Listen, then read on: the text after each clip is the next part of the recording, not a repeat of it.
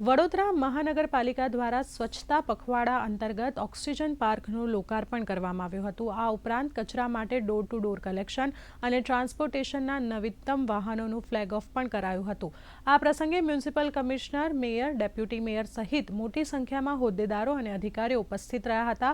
તો આ કાર્યક્રમમાં મહાનુભાવોએ એક પેડ માં કે નામ અંતર્ગત વૃક્ષારોપણ પણ કર્યું હતું અને સાથે જ શાળાના વિદ્યાર્થીઓ અને નાગરિકોને રોપાનું વિતરણ પણ કરવામાં આવ્યું હતું।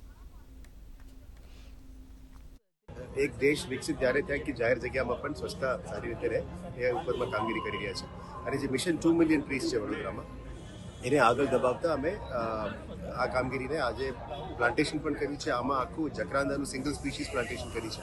આવનારા દિવસોમાં અલગ અલગ રોડ ઉપર એક એવેન્યુ પ્લાન્ટેશન પણ કરવામાં આવશે જેથી કરીને રોડ્સ ડેવલપ થાય અને એક લોકોની છાયા મળે અને પ્લાન્ટેશનમાં કરવાથી સિટીમાં હરિયાળી પણ વધે।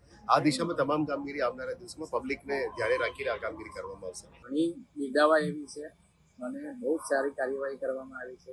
ગાર્ડન તરીકે સ્વિમિંગ પુલની બરાબર બાજુમાં અને સિનિયર સિટીઝનો માટે ઘણો ઉપયોગી છે કારેલીબાગના આજુબાજુના વિસ્તારમાં અને આ એરિયામાં કોઈ આવો ગાર્ડન નહોતો એટલે આ ગાર્ડનની વ્યવસ્થા જે થઈ છે અને જે પૂર્ણ કરવામાં આવી છે એ બહુ સરસ રીતે કરવામાં આવ્યું છે।